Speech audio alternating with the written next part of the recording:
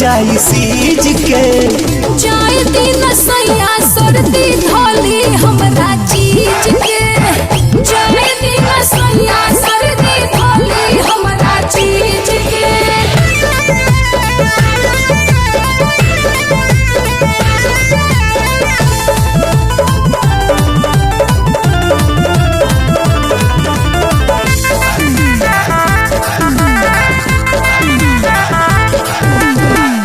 अभी तनी हाय सैया जी नहा के। साड़ी ना जियान करी रंगावा लगा के।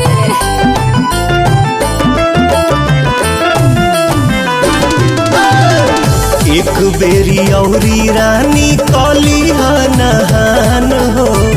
नया साड़ी ले ले आइब खुलल बा दुकान हो। नलवा के पानी हटे बुझना फ्रीज के। जाए दिन सैया सर्दी धोली हमरा चीज के। ले आओ हीटर रे। जाए दिन सैया सर्दी धोली हमरा चीज के।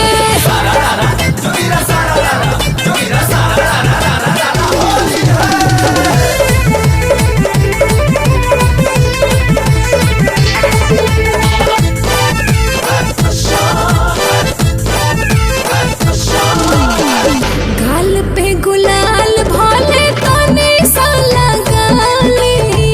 लागो ताटे डोर रंगवा हौदा के न डाली।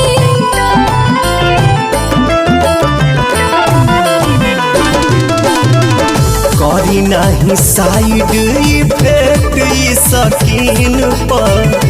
आइल बा होली ये रानी ढेर दिन पर।